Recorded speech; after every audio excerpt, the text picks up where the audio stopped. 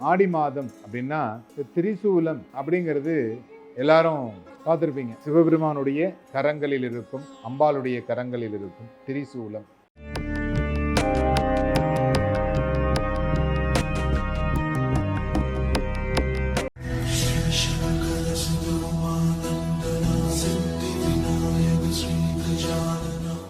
பரசுராம பரசுராம ஜமதக்னி ராமா பரசுராமா பரசுராமா ரேணுகா ராமா. எல்லாம் வல்ல அன்னை மூகாம்பிகனுடைய திருவருளோடு இன்றைய சிந்தனைகள். பிரம்மா விஷ்ணு சிவன் மூவருடைய சக்தியாக விளங்கக்கூடியது அப்படின்னு சொல்லுவாங்க.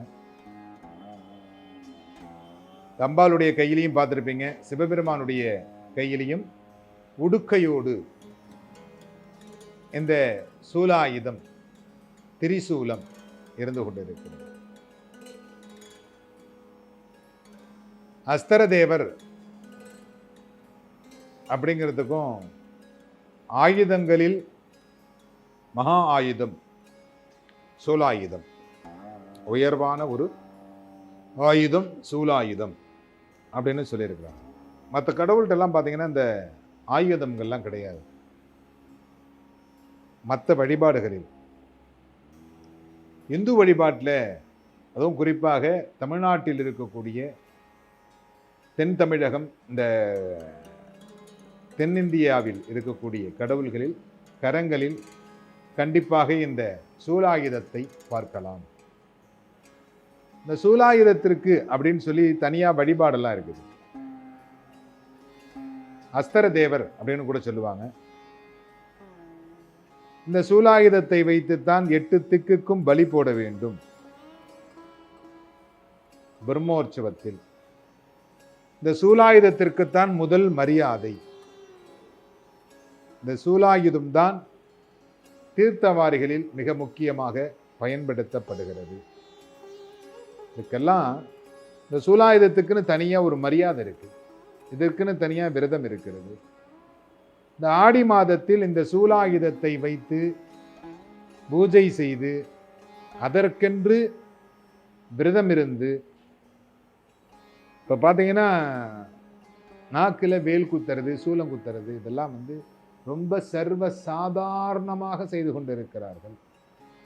இப்படி செய்யலாமா அப்படின்னு கேட்டாக்க, இதனால் உங்களுக்கு நல்ல பலன்கள் கிடைக்குமானா கிடைக்காது. ஏன்னா நிறைய பேர் என்ன பண்ணுறீங்கன்னா, இன்னைக்கு காலம்பரை விரதம் இருக்கிறது, சாயங்காலம் மாலை போடுறது, மறுநாள் காலம்பரை போய் சூலம் குத்திக்கிறது. இது உங்களுக்கு ஒரு விளையாட்டு, ஏதோ அவங்க செய்கிறாங்க நானும் செய்கிறேன். இதை பார்த்துட்டு உடனே கருப்பு சட்டை போட்டவங்க அவங்க நான் உடனே ரோட்டில் நின்று நானும் செய்கிறேன் அப்படின்னு செய்யலாம். அப்படி இல்லை. இந்த சூலாயுத வழிபாடு அப்படிங்கிறது 16 நாட்கள் விரதம் இருக்க சொல்லி இருக்கிறது.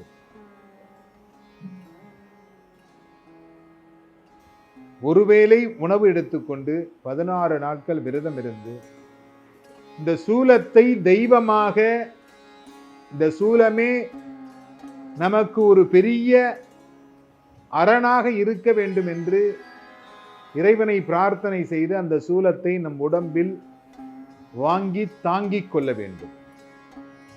அதை வாங்கி தாங்கிக் கொள்ளுகின்ற பொழுது அந்த சூலாயுதம் உங்களுக்கு ஒரு பெரிய காவல் தெய்வமாக, மிக முக்கியமான தெய்வமாக உங்களுடன் உடம்போடு சேர்ந்திருக்கிறது. அதை ஒரு நாள் உங்களால் வைத்துக் கொள்ள முடியுமா என்றால் கண்டிப்பாக தெரியாது. அந்த